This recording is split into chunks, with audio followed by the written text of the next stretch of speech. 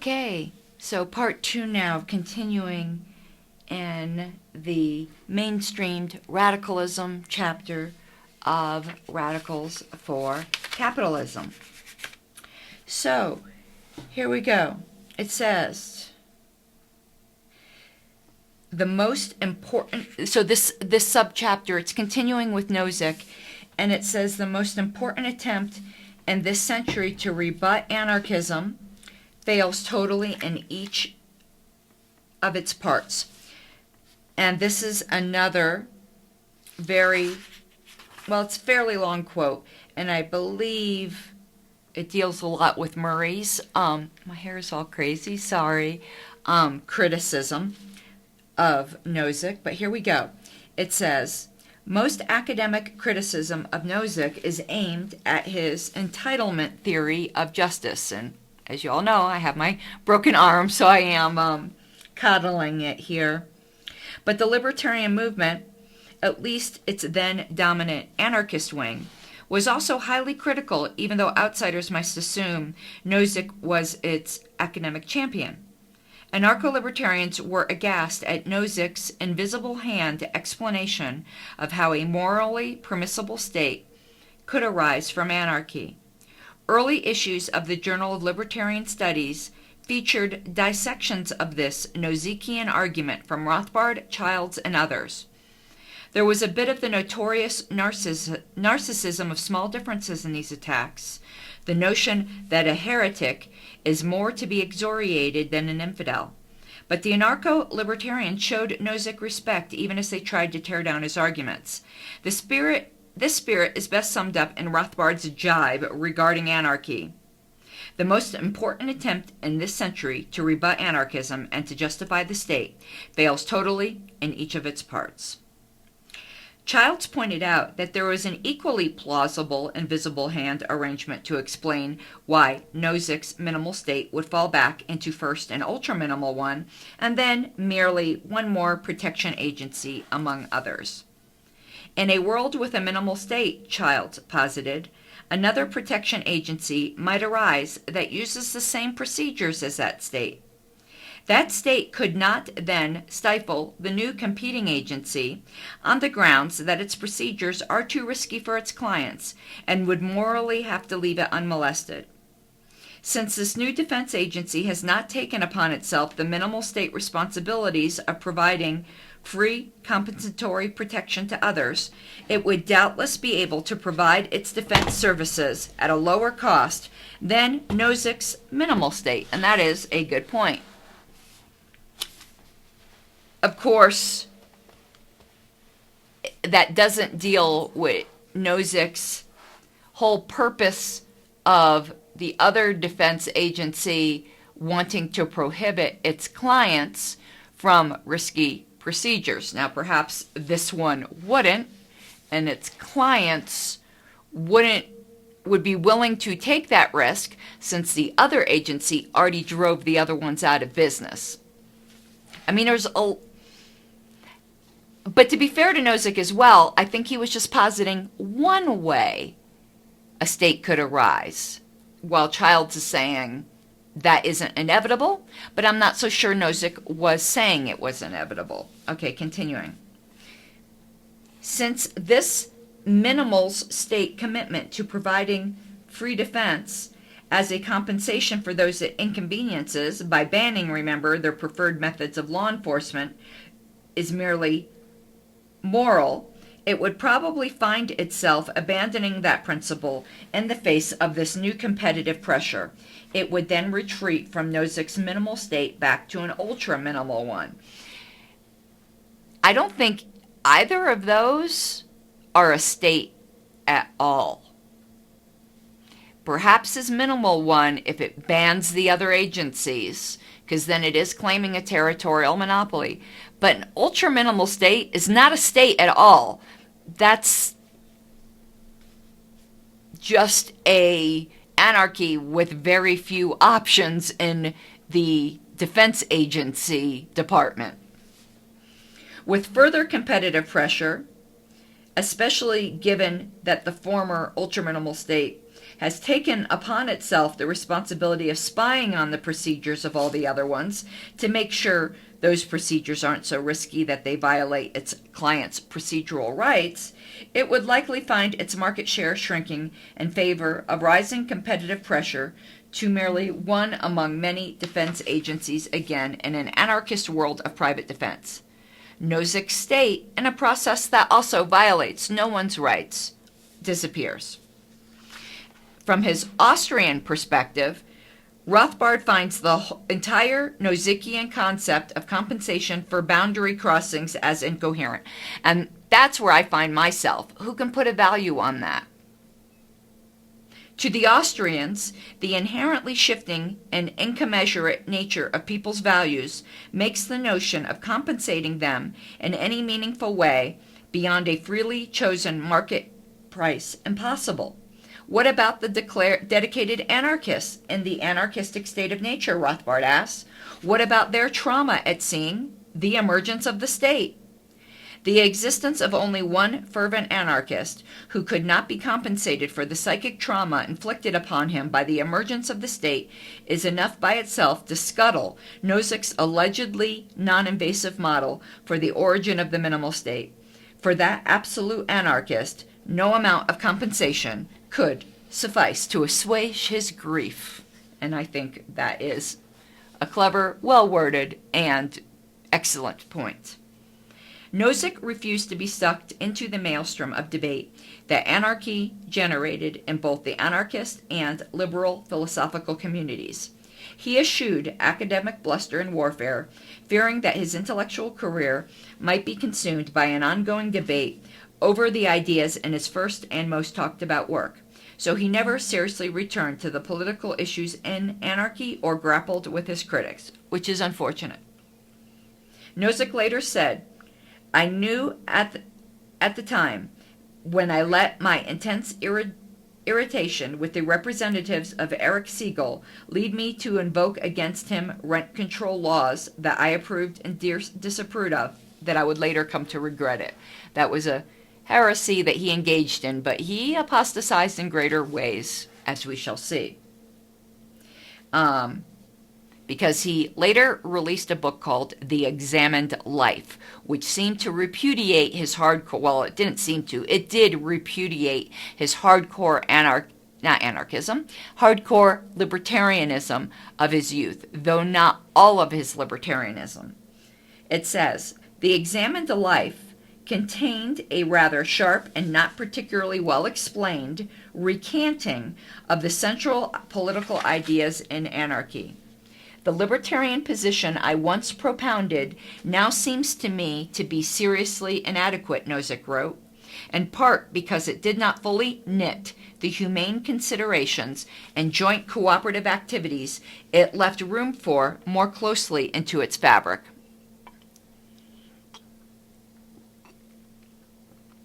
And neglected the symbolic importance of an official political concern. I don't give a shit about symbolic importance. I mean, that's probably the wrong way to put it. I do understand, as does, I'm seeing Mr. Lobster. Crap, what's his name? Jordan Peterson. The importance of symbolism, but I'm not going to scuttle people's rights over it with issues or problems as a way of marking their importance or urgency.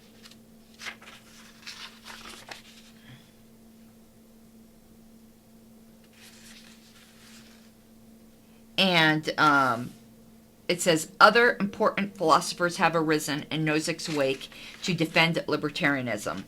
And there's two names given here, Jan Narveson and Lauren Lomansky, in The Libertarian Idea, at least, which is written by Narveson, which is a book I'll pick up. That's why I have this page dog-eared.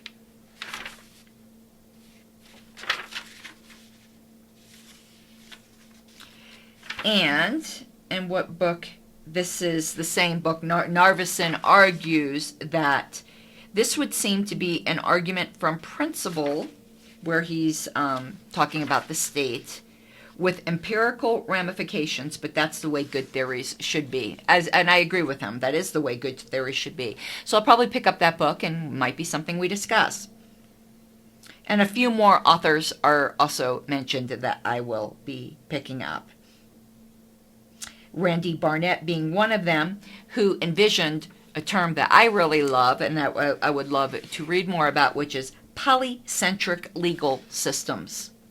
Barnett suggests only two tiny changes in the way the world currently works. One, you can't make your customers pay for your services by force. What a novel idea. And two, you can't drive your competitors out of business by force, both of which the state does. These two changes, which sound perfectly reasonable and moral, I would add, and just to most people when put that way, would lead to, Barnett thinks, a functioning anarchism of competing legal codes and defense agencies. Agreed. Unusual for this apostle of Spooner, however, Barnett also came to a separate peace with the U.S. Constitution and a book that has made him newly popular with the conservative legal scholars around the Federalist Society. This book is called Restoring the Lost Constitution, 2004, which defends the Constitution not on the grounds of consent, which he admits is nonsense, but on the grounds that a Constitution that only requires or allows for just laws that are both necessary to protect the rights of others and proper insofar as they do not violate the rights of the persons whose freedoms they restrict, does indeed require obedience, and argues for an interpretation of the U.S. Constitution which says that, properly interpreted, it does only allow those just laws. Since the Constitution very quite explicitly allows for, just off the top of my head, eminent domain, I don't think he can argue that, but I'd give that book a try as well. And funny, in this book, that's what now, 2008, 18, over 15 years old, already the idea of post-libertarian is being mentioned. So Mr. Kingpill is not as unique as he thinks he is. Neither is Peter Quinones.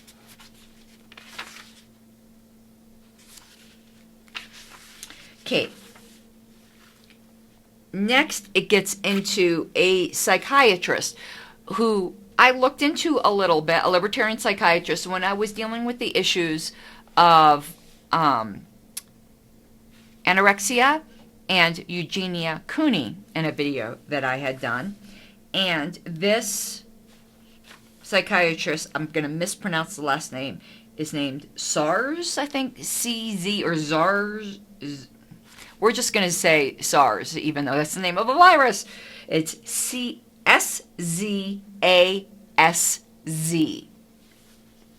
I know I'm mispronouncing that, but at least now you know who I mean. Another dog-eared page here. There's a lot of them. So he wrote a book in 1974. A lot came out then. Ceremonial Chemistry: The Ritual Persecution of Drugs, Addicts, and Pushers. So that is something I will want to pick up.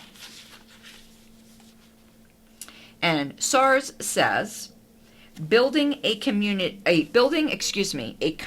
human life is not something to be granted. It is difficult and onerous. Many of the supposedly mentally ill have failed or given up on that task. Now, having been someone that has struggled with mental health issues, not insanity, but depression and things like that, it seems to be a little bit of victim blaming here, but I don't want to judge him just on some paragraphs in here. And he is dealing with different kinds of psychiatric orders, including schizophrenia. And I know the human mind can fool itself. It's very good at fooling itself. But I find it very difficult to believe that, in essence, these psychiatric disorders are just merely ways to escape responsibility, which is a simplistic way, or dealing with trauma in an escape responsibility kind of way, which seems to be what he's implying. It says, SARS is the libertarian movement's most stoic exponent, hoping for a fully free and responsible culture, but painfully mindful it may be impossible for reasons that don't necessarily have to do with the outward tyranny of the state. And I think he's talking about the inward tyranny of the mind. Next, activist to be talked about here is Paul Jacob. The title of this section is "My Goal Isn't to Go to Jail for My Cause. My goal is to be free." Paul Jacob first learned about the iniquities of the electoral system in a mock election in grade school in the 70s when he was physically prevented from casting a ballot for Libertarian Party candidate Roger McBride.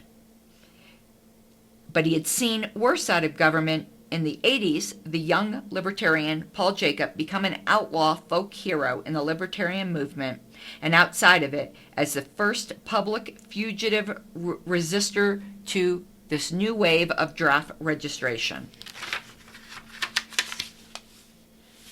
And it said Paul was not really being prosecuted, which he was, for refusing to register for the draft, he argued, which thousands did without being indicted. He was being prosecuted for being vocal about it, for speaking about it publicly. Jacob had never registered for the draft, but he had registered to vote. And on his voter registration card, he had scrawled, as young libertarian firebrands liked to do, and still like to do, I would say, "Smash the state." It says Jacob served as ballot access chief for the LP in the late 80s, and I will be documenting that. And after that, did field organizing work for various term limit campaigns. And then it goes on into our maddening story of ballot access. It says the story of any third party becomes, tediously and maddeningly, a story of collecting signatures for ballot access.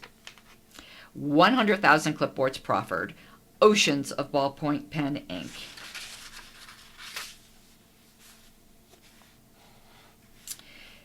Next, title. Oh, but first it says Richard Winger. Oh, and that reminds me, I need to pay for my Ballot Access News subscription. I said I would do that the other day.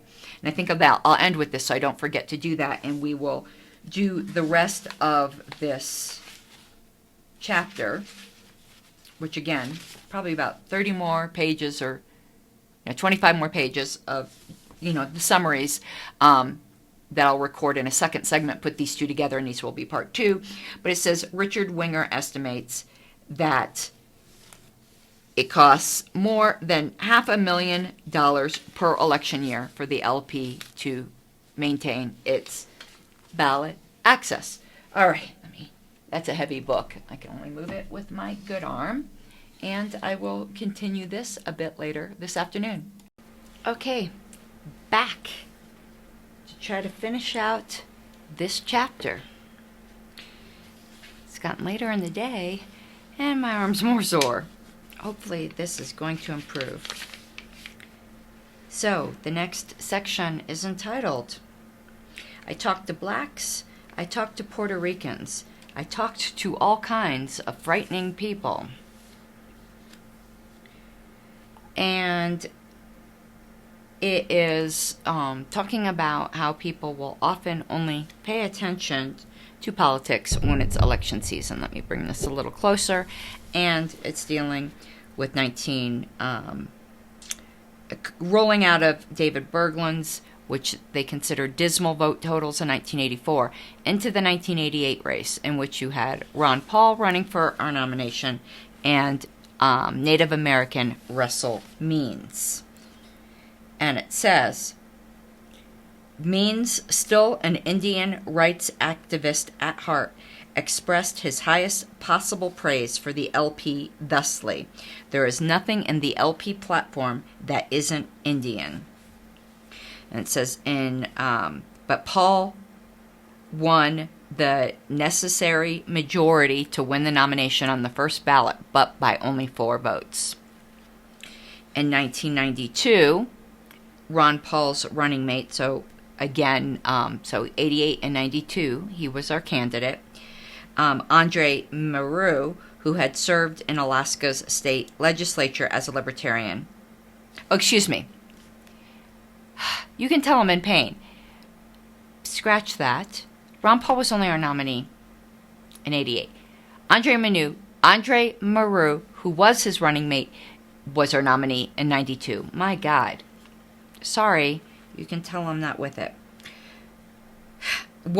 So in 92, Andre Malraux won the presidential nomination. It was Harry Browne that had her nomination twice, with the party's second female vice presidential candidate, Nancy Lord. Malraux sailed on with some old-time party regulars on his campaign team and scored a PR coup in Dixville Notch, the New Hampshire town that counts its votes first in the nation during the New Hampshire primary. Malraux won 11 votes to George Bush's 9. Now, it's a tiny little town, but it was a symbolic victory. Now here is some controversy. Oh, no, controversy in the LP. That never happens. The party's biggest media notice of the 1990s came when notorious radio shock jock Howard Stern, with his enormous national audience, chose the LP as a target for a 1994 performance art run for governor of New York. Some LP members and Stern fans who had been feeding the mercurial host party information and propaganda insisted that he was sincerely libertarian. But from the outside, it seemed as if the LP merely functioned as a vehicle to add verisimilitude for his Howard as politician publicity stunt. The LP was a known quantity what staff and activists Stern could take advantage of to get in the ballot. And with the party's usual loose requirements for seating delegates, it was easy for Stern to game the system so he'd win at the state gubernatorial nominating convention. His platform, more Sternite than libertarian, had 3 planks. And this is not libertarian. Reinstating the death penalty, filling in potholes at night, and staggering toll collection to make his drive into the city easier. Stern's formal nomination was performed by a fan whose gavel was a huge dildo. After winning the nomination, shipping in dozens of his fans, cronies, strippers, cripples with speech impediments, and the like as ringers, Stern stopped returning phone calls from the party and offered no help in collecting ballot access signatures.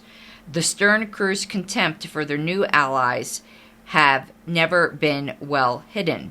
His producer, Gary Baba Booey Del Abate, announced mock apologetically at the convention that we're ruining their chess club meeting.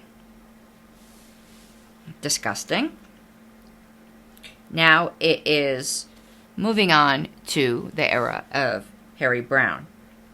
It says Browne's version of libertarianism, learned from Galambos, had been apolitical to the core. Now, those of you who, and I didn't know this, who were listening to the interview in Penthouse magazine that was one of the Libertarian Party time capsule episodes I did, I think it was 17G, was somewhere on there, you can look it up on the YouTube channel, had an interview with Browne, and I did not realize how anti-political he was. He was sort of what today we would call a post-libertarian, without making fun of libertarians.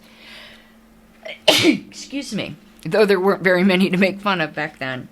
But he basically believed you become free by becoming wealthy. To write your own, no pun intended, check to freedom. To free yourself from the state as much as you possibly could. Thus his saying, how I found freedom in an unfree world. Okay, the next subchapter is entitled Tanstaffel, Tanstaafl, which is There Ain't No Such Thing as a Free Lunch, which comes from The Moon is a Harsh Mistress. So it's dealing with the influence of science fiction in the LP. So it says, not long after writing his too early 1970s book on radical libertarianism, Jerome Tuchel wrote a pioneering book on the wonders of cryogenics, freezing the human body in order to preserve it for longer life and a more scientifically advanced future. That's a whole thing I want to do a show on. I've been fascinated by that.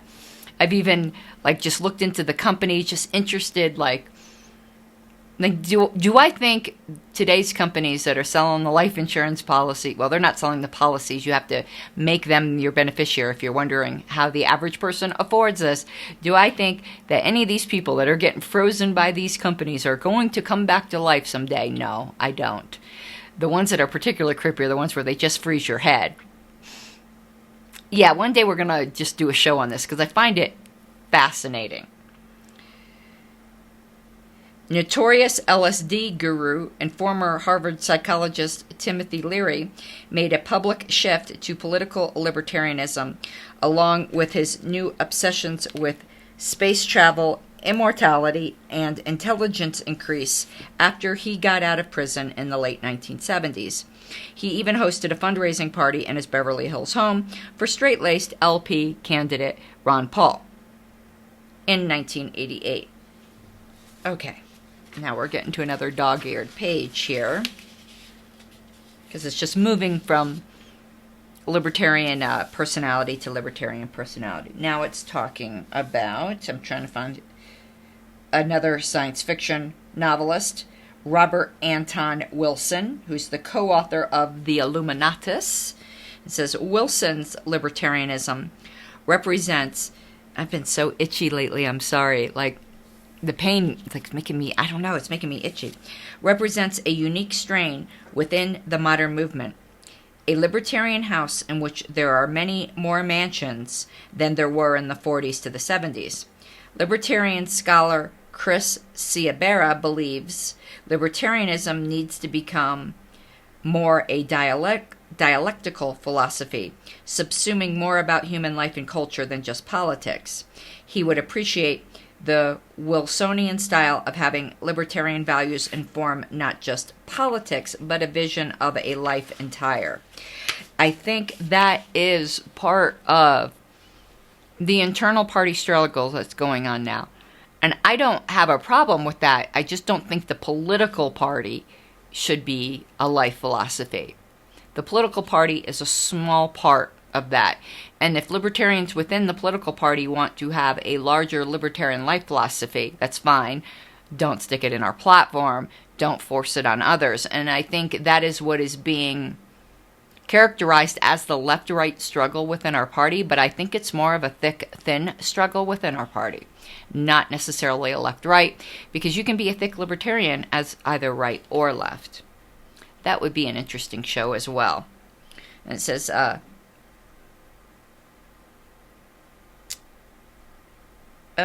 talking about some cultural libertarianism, it says, such as when Hugh Hefner ran Karl Hess's anarcho-capitalist declaration, The Death of Politics and Playboy in 1969. And that will be an article I will need to get, as I tend to get these and read them to you guys.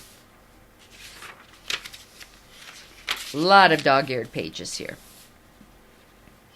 Next subtitle. Where were we to find these perfect social control wizards? Libertarian thinkers and institutions were generally concerned by their nature with issues of government acting where it didn't belong. This made libertarians and libertarian ideas, for reasons that go beyond their general cultural peculiarity and outsider status, from at least the 1940s to the late 1970s, far from major players in some of the biggest arenas of socio-political ferment of the 1960s and the 1970s, the women's rights, civil rights, and black rights movements. There were always some women libertarians, including, of course, major movement founders and influencers such as Rand, Patterson, and Lane, and black libertarians, but really not all that many, either in the highest ranks or in the rank and file.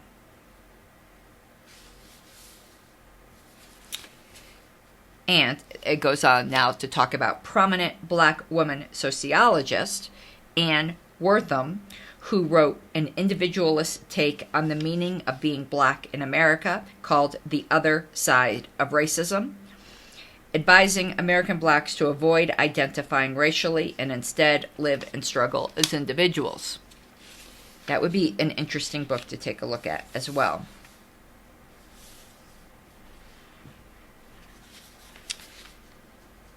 And talking about the evolution of the philosophy and environmentalism, it says, we are wealthy enough to begin valuing environmental amenities.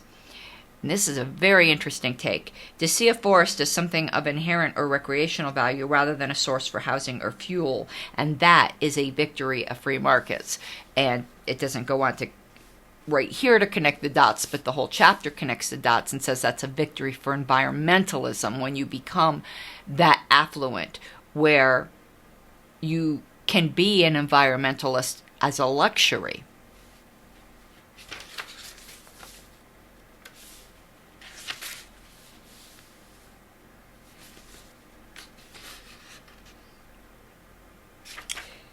And here it talks about the possibility of running out of resources or space or killing ourselves via pollution or global warming is a scientific issue, not a political one. But politics is important in deciding how we are most efficiently and justly to deal with them if problems they prove to be. Political advocacy and research do not occur in a vacuum.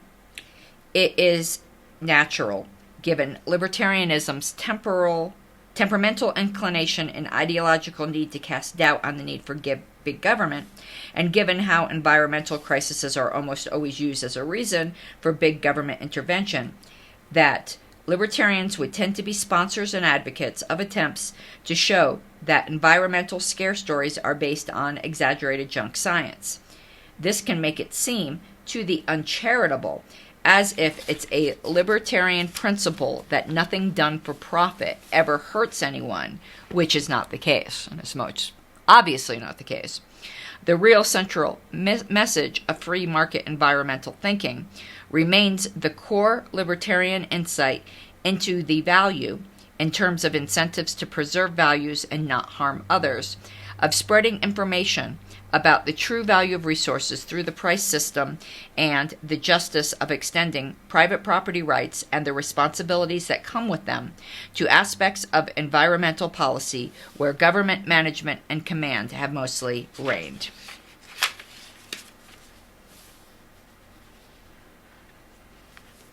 Okay, now,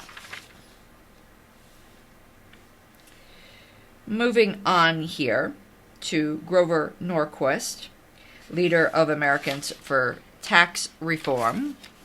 It says that Norquist, even now, positions the GOP message in a libertarian way as the Leave Us Alone coalition, and talks colorful quasi-anarchist talk about getting the state small enough to drown in the bathtub. Yet still, actual GOP practice is more entitlements, more war, and more corporate welfare than real diminution of government power. I mean, that's the truth. Oh, I need to lift my arm up. Oh, shit, it hurts. Sorry, I need to... It kind of slipped in my sling there. Ooh, okay. This doesn't discourage Norquist, who hates the libertarian game of positing ideological purity as the defining characteristic of success. Quote, a lot of libertarians seem to relish losing because it proves how pure they are. I think that's a complete straw man. I think it proves how moral a system is, because purity is used, this word purity is used in this kind of insulting way to disguise the fact that what we're talking about is violence, not impurity for its own sake, or purity for its own sake. Because they think they are winning if they get into a conversation and get more radical in your position to the point where no one else in the room can agree with you. Then I win. I win what? Most pure person in the room award? A cookie? Okay. Way to whitewash violence, Norquist. I think that would be a great show, too. I'm coming up with all kinds of ideas tonight in my pain, aren't I? While insisting he is not a whit less dedicated to limiting government because of whatever might or might not be happening with the Republican Party at any given moment, he insists libertarians need to remember that there is no point trying to go further politically than a voting majority of the American people are ready to go along with. And I would remind him that politics is a lagging indicator of social change, and you have to push the envelope before people will follow it. Next, into Ron Paul and his going back to the GOP. Says the GOP treats him as some sort of inexplicable mystery and never imagine his success means they could, if they wished, be more consistently anti-government than they are. Which I think he had hoped. And in that, he failed. Ron Paul is a libertarian hero, without a doubt. And I know a lot of people think he did much more good in the RP than he ever could have in the LP. I don't agree. But we will never know. He could have switched as well in his last term and done us a huge favor. I know he thought that would probably hurt his son. And I don't blame a father for prioritizing his son. On one hand, obviously, as a empathetic person, I understand that. As a political strategist, I am a bit ass mad, to be honest. The Republican Party apparatus finds him frustrating and can't count on party discipline from him. When he first tried to come back to Congress in 1996, the entire GOP power structure, bastards, threw their weight behind a primary challenger, a turncoat Democrat. And here's the final paragraph in this chapter. Long chapter, I told you. And this is talking about Rohrabacher, who was a Reagan speech writer. He's another sitting congressman with a libertarian past. And it says a far wilder past than Ron Paul's. And it says here that the author of the book was fishing to see if Congressman Rohrabacher would admit to a lingering attraction to Lafayette's anarchism. And the Rohrabacher said, no politician would ever tell you. Which is why I'll never be a politician, because I will tell you I am an anarchist. Then after a while he offers, there are a lot of things I no longer advocate. I used to advocate no government. I wasn't a limited government randist. I was a no-government hippy-dippy, and that's what I believed we should go for, no government. And of course, it doesn't take you long to realize that's not going to be too much a part of the public debate. And it certainly isn't going to if you turn yellow and run. All right, that is that for that chapter. The next one is called The Twilight of the Libertarian Gods. Sad title. I don't like that title. I don't know what we're going to be talking about here. And I'd like to see how many pages it goes. This might... No, it's not the last chapter. There's an epilogue after that. And this is not nearly as long. It's about 33 pages. So this should come a lot quicker than the last one. And we will be back with that. Let me put this heavy book over here with my left hand. And we will turn this off once I can get my mousey there. Right, there we go.